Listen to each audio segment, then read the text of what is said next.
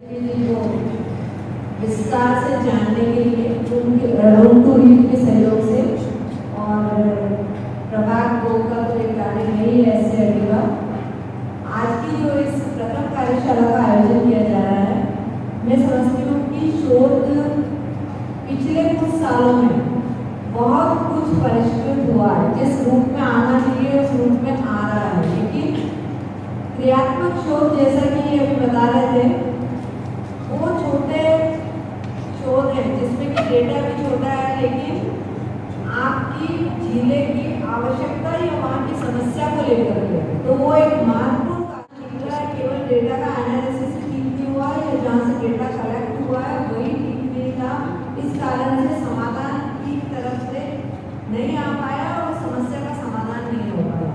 तो क्या ऐसे शोध का कोई औचित्य रह जाता है? पिछले कुछ सालों में निरंतर ये देखा गया कि पहली बात जो भी की जाती है ऐसा आ सकता है। तो वो फॉर्मेट आपके पास जो पहुँच गया है, तो हम मेन हमारा जो SCRT से यही रहता है कि शोध ऐसे हो कि हम हमारे शिक्षा विभाग को कहाँ ये जो हमारी योजनाएं हैं ग्रामीण विद्यालयों की तुलना में शहरी विद्यालयों में विद्यालयों का परिणाम ज्यादा अच्छा पाया गया। इसके कारण पूर्णिया हम बात कर खत्म करते हैं। अंतर पाया गया, अंतर नहीं पाया गया, पाया गया तो क्यों पाया गया या समान है वो अवेयरनेस के लिए है। रिसर्च जो करवाया जाता है उसके लिए हमारा ये डिपार्टमेंट एक विभाग एक प्रभाग वहाँ डायरेक्टर बैठा रहता है।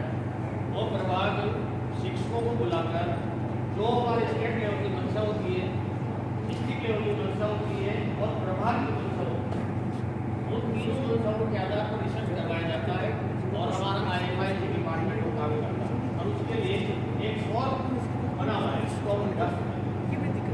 फोरम ये यही काम करता है, रिसर्च करता है। अब वहाँ पर उनके कैलेंडर में कार्यक्रम रहता है कि हमें कितने रिसर्च करनी है, जिला स्तर पर कितनी करनी है, प्रभाग स्तर पर कितनी करनी है और व्यक्तिगत स्तर पर किसी की समस्या हो तो कितनी करनी है।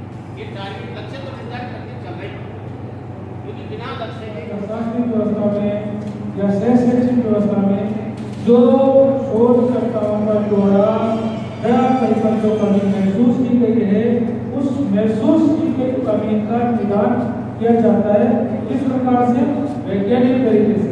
जैसे एक डॉक्टर के पास कोई मरीज जाता है तो मरीज के अंदर क्या बीमारी है, ऐसा नहीं कि तुम परीक्षण करो, रिसर्च तुम टाइफाइड करो। Are you agree with me? Yes. Only yes. Yes. Then after result, he will be. So now I would like to invite Abhay ma'am. Page का ही हुआ है, तो वो इसी में समेटा जाएगा। वो जो शीर्षक जो मोस्ट इम्पोर्टेंट थे, जब छपने के लिए प्रूफ रीडिंग किसने की, हमने क्या लिख के किया था, छपते वक्त उनका सब बंटाधार हो गया। वो जो शोध निकल के आनी चाहिए, जो पब्लिक में जाना चाहिए था, जो हमारा मोटिव था, जो हमें पहुंचाना था, वो नहीं पहुंच पाया। तो फिर रिसर्चर को वहाँ पीड़ा होगी कि मैंने जो रिसर्च करके मैंने जो चीज निकाल के दिया, मैं जो पब्लिक में देना चाह रहा था, लोगों के दिमाग के दरवाजे खोलना चाह रहा था, तो वहाँ तक पहुँच नहीं पाया। ये पीड़ा, तो इस बजट के ऊपर चर्चा होनी चाहिए, कैसे छपना है, कितने पेज में छपना है, वो सारा गाइड के पास प्रबंधन पहुँचे।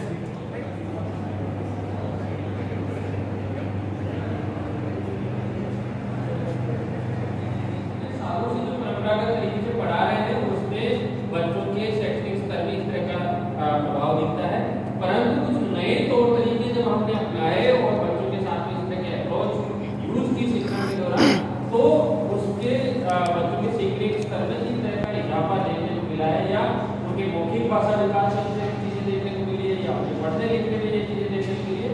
इस तरह का प्रभाव हम देख सकते हैं। ये इस तरह से इस उदाहरण से हम बहुत अच्छे से तुलना करते हैं उद्देश्य बताते समय।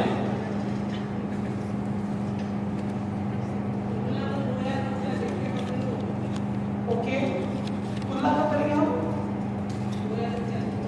जब एक से अधिक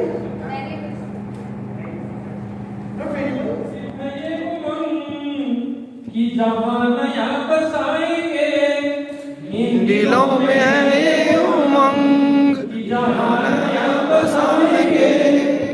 जिंदगी का राज आज से, जिंदगी का राज आज से, दोस्तों को हम सिखाएंगे, दोस्तों को हम सिखाएंगे, फूल हम नया खिलाएंगे, ताजगी को ढूंढते हुए, फूल हम नया खिलाएंगे, ताजगी को ढूंढते हुए, गीत गा रहे हैं आज हम, रागिनी को ढूंढते हुए।